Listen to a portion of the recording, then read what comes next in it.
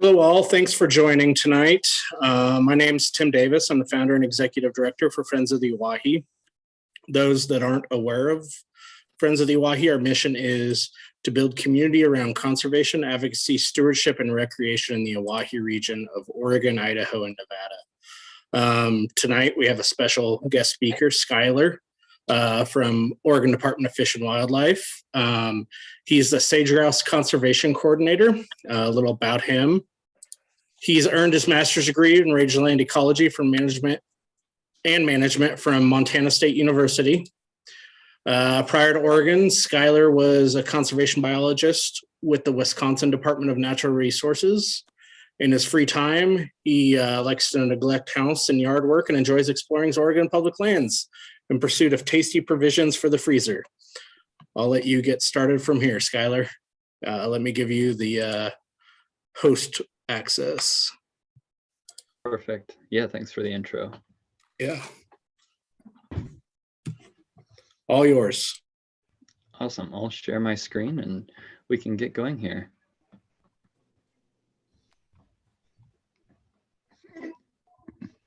If I can find the right window to share. Might just have to share my whole screen.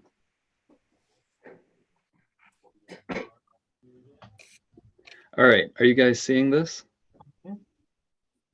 Yeah. In slideshow form? Yes. All right. Yeah, let's get started. So today we're going to be talking about Oregon's Adopt-a-Lek program, which is one of our sage-grouse citizen scientist volunteer programs. Like Tim mentioned, my name is Skyler and I'm the sage-grouse conservation coordinator for ODFW. So first and most importantly, what is a lek? If we're talking about adopting these things, what are we actually talking about?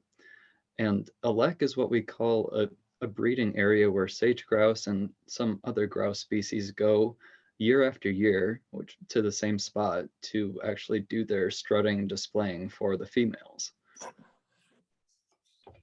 So they return to these same sites, they have high site fidelity, and it really makes them relatively easy to count. So you can see this is kind of what they look like bouncing around out there. And you can get a pretty good index, which is what we're trying to do. These annual counts at the same lek sites year after year allow us to get a good index of the population. So although we know that we won't be able to get an exact abundance estimate, being able to count the males at the same spots year after year will give us a good idea of what the population in an area or even statewide or region-wide is doing. And we're not going to go too much into the biology about sage-grouse. If there's time for questions later, we can talk about it. But really, this presentation is focused on the Adopt-a-Lek program. And if you're able to join the field trip in mid-April, then you'll be able to hear a lot more about sage-grouse and see some sage-grouse and talk about sage-grouse habitat and the whole works. But talking about and thinking about the Adopt-a-Lek program specifically, so this is a program that ODFW started in the mid to late 2000s, and we actually enroll citizen scientist volunteers every spring to help count sage-grouse leks. And it's an impressive program. Recently, there's been around 50 volunteers that help out with this program every spring, and about 250 count mornings are counted by these volunteers, which is over 1,300 hours contributed by our volunteers, and they actually survey about 100 individual leks. So it's a really impressive survey effort, and it's an important program to the state's conservation of the species. So all of the leks in this program are located in Malheur County.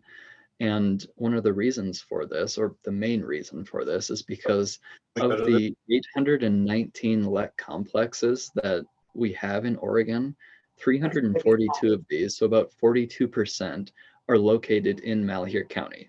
And you can see that this would be an incredible effort for just ODFW staff and our partners with federal and state agencies to count alone.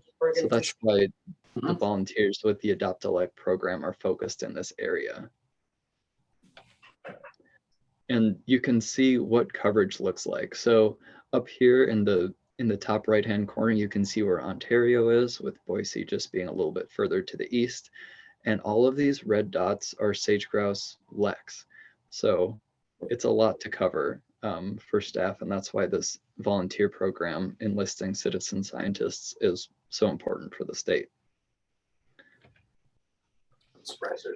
And a reason that we have 42 in Rhinelander County. We're staffs. Do you think We're trying to somebody is off mute? Do you think everybody could hop on mute? Yeah. We're getting a little bit of feedback on my end. Thank you. So the reason that we want a lot of monitoring in this area is that the state actually sets monitoring objectives for all of our what we call PACs, or priority areas for sage-grouse conservation. And in all of these PACs across the state, we want to monitor over half of the occupied and pending leks each year. And we want to conduct multiple counts on over half of these monitored leks each year. Our trend leks are those that have been monitored pretty far back in the history of monitoring. So some back to the 50s and 60s, typically though 80s and 90s. But these are what we call our trend leks. They just have a long history of monitoring. So these are important for keeping that index that I talked about earlier, keeping that in sight. And then ultimately we want to count all of the leks in every PAC every 3 to 4 years. So this is why having this volunteer program is so important, especially in Malheur County with 42% of the leks. It's a lot to cover. So who coordinates all these volunteers? The Adopt-a-Lek program actually has a dedicated volunteer coordinator. His name's Damien, and he's been coordinating the Adopt-a-Lek program since 2018. So he's actually online, and he can jump on later during questions and introduce himself to all of you. But he does a great job, and really, like, coordinating 50 volunteers, it's a huge effort, and this program wouldn't exist if we didn't have our volunteer coordinator. So I have to say huge thanks to Oregon Wildlife Foundation, because this Adopt-a-Lek program coordinator has been fully supported by grants from OWF since 2018. Once again, we wouldn't have this program if it wasn't for the coordinator, and we wouldn't have the coordinator if it wasn't for OWF. So if you need to donate or support to any conservation organization, they are a great program or organization to support. And jumping into how somebody becomes an Adopt-a-Lek volunteer. So generally there's some prerequisites, because it's an excellent volunteer opportunity, but it's not for the faint of heart. So you need to be comfortable in a remote or backcountry outdoor setting, and generally willing to camp in these remote locations as well. Not all of our volunteers camp. So there are 2 hotels or motels in both Jordan Valley and McDermott. They're nothing special, but the majority of our volunteers do end up camping pretty close to their lek sites, just because you have to get up so early. And also it's just it's a great time of year to be out there in seclusion. You're generally not going to see anyone except for the occasional rancher or potentially rockhounder. So it's a pretty cool spot to camp in the spring. You have to be pretty willing to drive down some primitive, often muddy dirt roads that are rocky, and it's once again not for the faint of heart. And especially this year, we're gonna have some rough roads right away. It's been a wet year out here, a wet winter, and we might get started a little bit later than we have in previous years, but it's good. We really need the moisture. So, we're going to sacrifice some count mornings for this moisture that we're getting. And southeastern Oregon right now. You got to be willing to brave the elements. Southeastern Oregon can be cold, windy, rainy, or even snowy all the way through April. So be prepared. And then finally, you got to bring your coffee. Get up early, sometimes 4 o'clock a.m., and then be willing to hike up to 2 miles one way. And these are all general prereqs, but there are opportunities if if they don't meet all of these, it's not the end of the world. Like I mentioned, there are motels if you're not comfortable in the backcountry. If you don't have a great vehicle, there are certain leks that are a bit closer to main roads that a Subaru can get close to. And if you're willing to hike a little bit further, then that opens up the options a little bit more. You're always going to have to get up early, but can always bring more coffee. So those are kind of the general prerequisites. And really the first step is that in early, typically January or February, we send out an email to all of the volunteers that we've been contacted by in previous years, or who have helped out in previous years or shown interest. And we let them know that, hey, the Adopt-a-Lek program's on again. It's getting fired up in March. And if you're interested, send us an email with your details. So you can contact either me or Damien with your interest and availability. And then the next step is really to just coordinate with Damien for that area that you're going to be surveying and those specific dates. So the program runs from March 15th through the end of April 30th. And that's what the survey protocol is across the state. So there's not many people going out before March 15th. And then typically we have a pretty hard cutoff on April 30th, just because those hens start nesting and then not as many males are in attendance. So we really want to catch the peak of the breeding season. So yep, step 2 being coordinate with Damien for those lek locations, talk about access. He'll give you the data sheets and all of the volunteer agreements that need to be signed. There aren't too many, but there's a little bit of paperwork to do. And then importantly, the protocols. It's important to follow protocols, and we'll chat about that in a little bit. The third step is really just plan your trip, scope out the area on Google Maps, get in on the satellite imagery and kind of poke around and see what you might be in for. And once again, prepare for the weather. So warm clothes, good boots, provisions in your car. And yeah, finally just make the trip and count the birds. So that's it, 4 steps, easy as. The basic survey protocols. So the survey season, like I mentioned, is March 15th through April 30th. And in the morning, you really want to be right at sunrise is when you want to be counting your first lek. Sometimes you can count 2 leks in a morning if they're in what we call a complex. So typically there's a main lek, and then sometimes there's a satellite lek, which is within half a mile of the main lek. And birds, sage-grouse are weird, so they'll bop around, and a lot of them are going to be on the main lek, but there might be some that get kicked off or are just over on this other lek displaying. So it's important that all of those leks in a complex are surveyed on the same morning, because the way that the population estimate is generated, it takes the maximum count of the leks in a complex. So having that max count, you have a less biased estimate of the birds that are actually attending that area. You want to fill out your paper data sheet for every survey. And then it's also really important to note that 0 counts are important and valid. So it takes 7 years of a 0 count for a lek to be considered unoccupied. So even though you go out there and you might not see any birds that morning, that's still important data. Obviously, it's more fun to go out there and see birds, and that's why folks are enrolled in this program.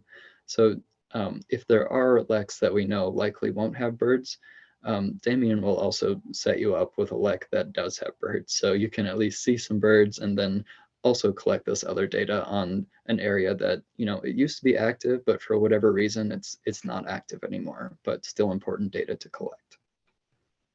So really that's that's it in a nutshell. And just some other notes that I want to mention.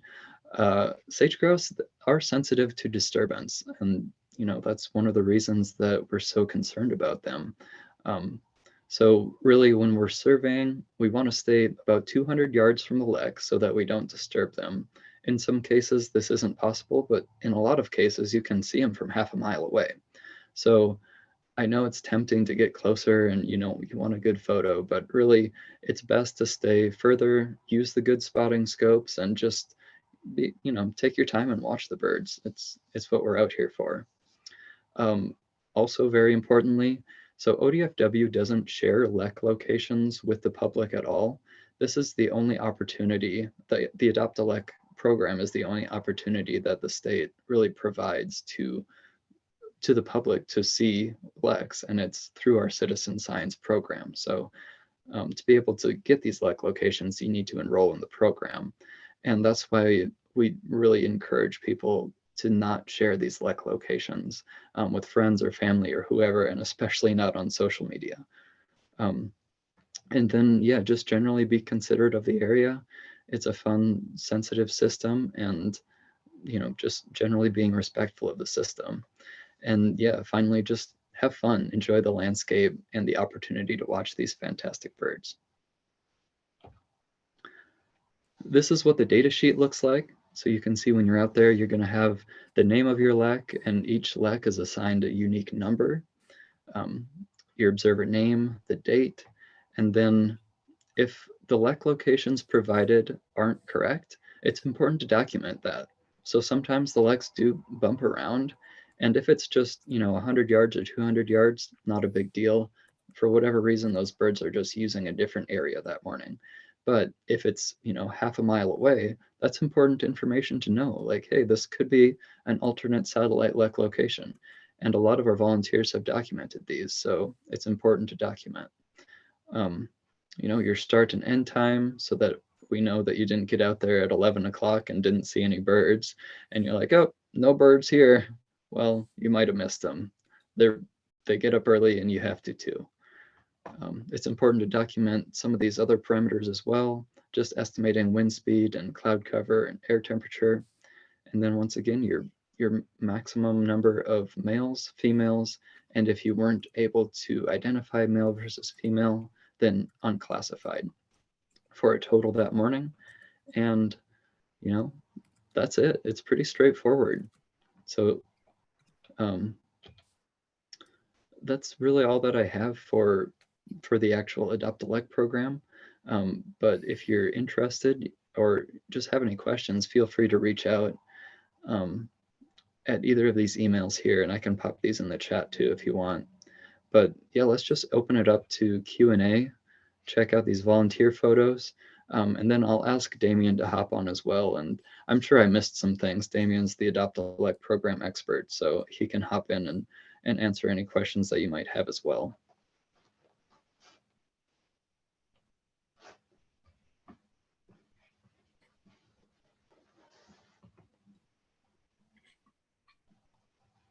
Does anybody have any questions?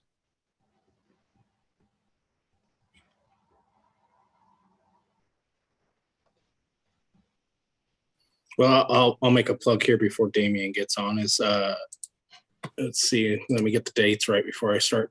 April 14th, Friends of the Owyhee, we've kind of organized with Skyler's help and Damien's help a group gathering out at Three Forks, and we'll break up into 3 or 4 teams to go out and do some sage-grouse lek monitoring through this program. It's kind of a sage-grouse lek 101, but you get to also help in the program at the same time. So we're out there in a group, safety in numbers, have good afternoons. And that's one thing about the Adopt-a-Lek program. You get to go out, see the birds in the morning, but then you got all afternoon and evening to go and explore other areas. So exactly. I'll put a link in the chat for that as well. Yeah, Damien, you want to jump on and do a quick introduction, or?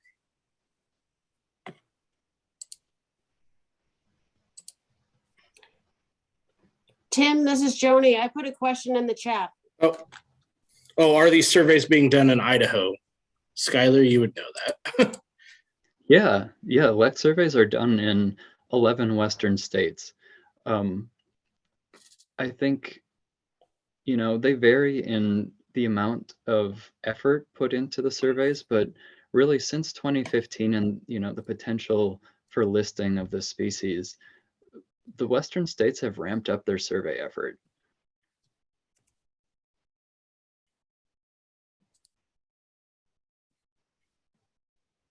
Does anybody else have any questions? Oh, there's Damien, I think, off mute.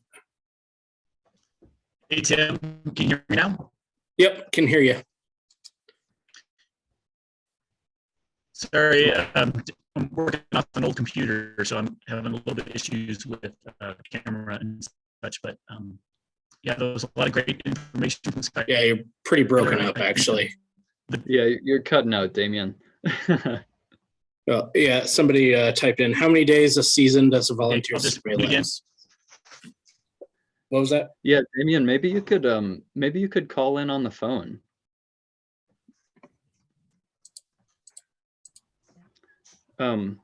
So that's a great question, Stephen, Marilyn. We want folks to survey for a minimum of 2 days just to make it worth their drive, because southeastern Oregon is pretty far away. So typically 2 survey mornings. And some folks do more. If you could take a chunk of time, a weekend plus a couple days, you can survey for 3 or 4 mornings.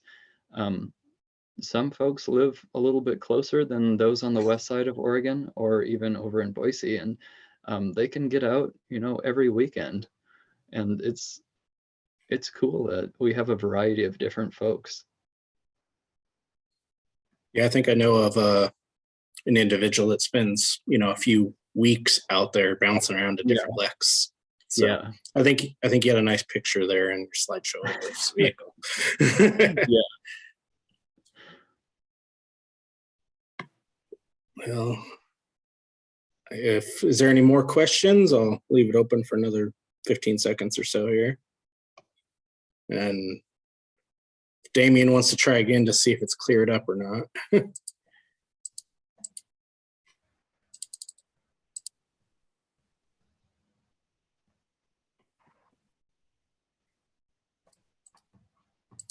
Well, thanks everybody for joining tonight. There's a couple links in the chat for the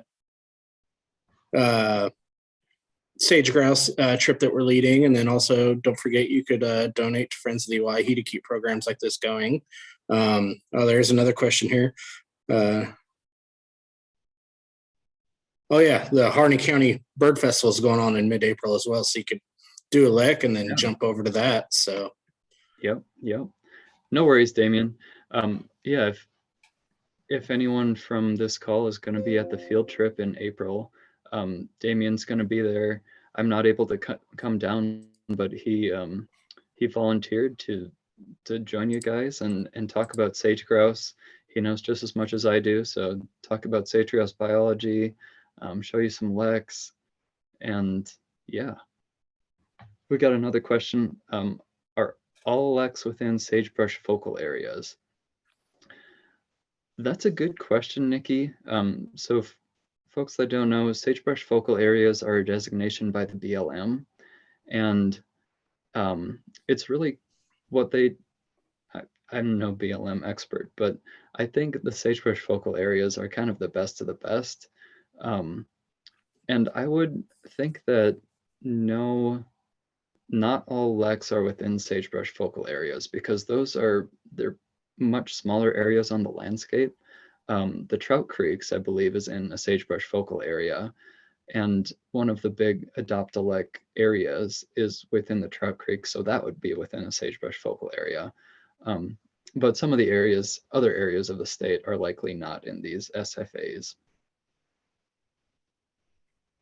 Steve asked what day times. It is April 14th through 16th.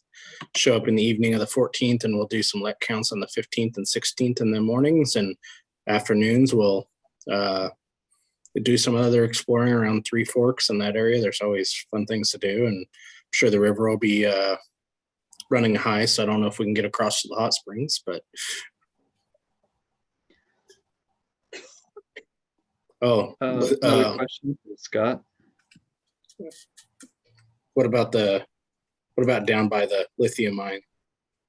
Yeah, there are several leks right around that area, and that's right around the area that the Adopt-a-Lek program focuses. So that footprint, I mean, there hasn't been any actual mining. There has been some activity right now, exploration-wise. They're drilling. I'm sure you guys know all about it. But as far as surface disturbance, it's just been limited to those drill holes. But yeah, that's a huge concern for sage-grouse because, yeah, a giant hole in the ground with all of that activity is going to affect the birds around there. And there's several active leks that are within a 2-mile buffer of that footprint. So it's a huge consideration. And with the added noise and everything else, there's a lot of studies showing that noise affects leks and yeah. Yep. Definitely. And yeah, I'll put in a plug for this this April weekend as well. Yeah. So one of the leks that this program will be visiting is actually the largest in the state, and it was found on our aerial surveys just 2 years ago. So this past year, we surveyed the Louse Canyon area, which is just south of Three Forks. I don't think you'll be able to get down there, but we had good success and found a bunch of new leks. But the year before that, we surveyed just south of Jordan Valley and what we call the Soldier Creek Pack. And we found a bunch of new leks, which was super cool. And I don't know how we missed it because it's pretty close to the main Three Forks Road. But yeah, there's a new 80 bird lek out there, and it's cool to see. Yeah, and I'll add a little more to that area. I was down there in October, and I was up early cruising along that road, and I seen probably 60 sage-grouse in October. Nice. Scurrying up off the edge of the road and flying alongside of us. And yeah, there's good numbers down there. Yeah, it's a special place. Volunteers only can count between April 15th to April 30th was the question. So those dates are March 15th to April 30th. So it's a 6-week window.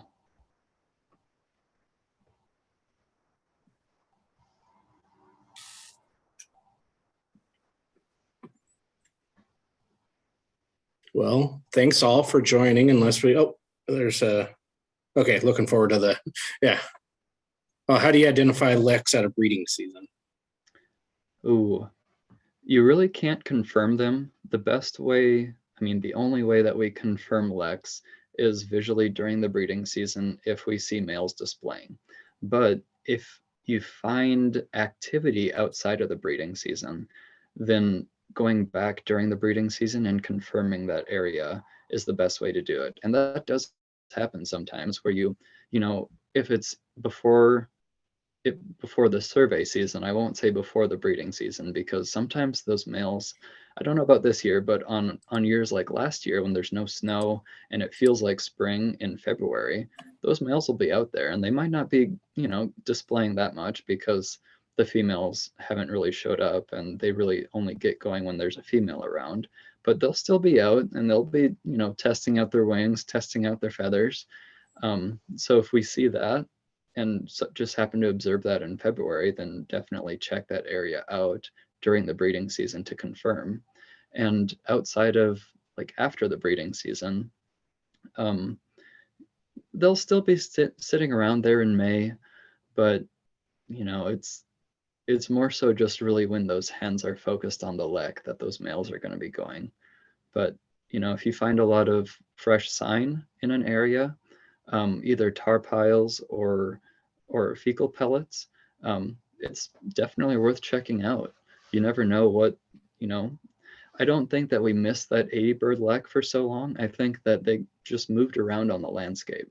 So that Soldier Creek area has seen a fair amount of disturbance from wildfire and other invasive annual grasses and whatnot. So those birds, the males really display where the females are, and those females are picking their habitat that's good for nesting.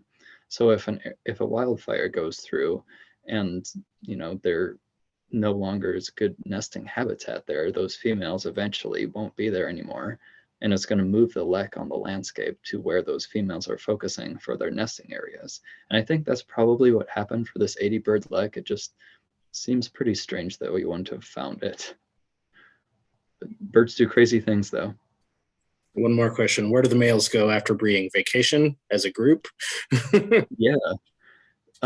Really, that's all the males do is they breed and then they're done. They just kind of form these bachelor groups, and they don't really have, I mean, they don't have anything to do with rearing the offspring. They're just going to be hanging out, just feeding, loafing. Yeah, they're pretty lazy in the off season.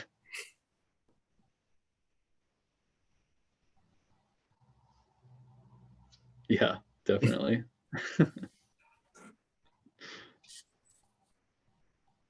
All right. Well, unless I get another question here, I'll thank you guys all again for joining tonight. And we'll have this up on YouTube if you want to show your friends here in a week or two. So hope to see you all that have signed up for the trip in April. And yeah, have a good night, the rest of you. I'll pop my Skyler's email into the chat here, and then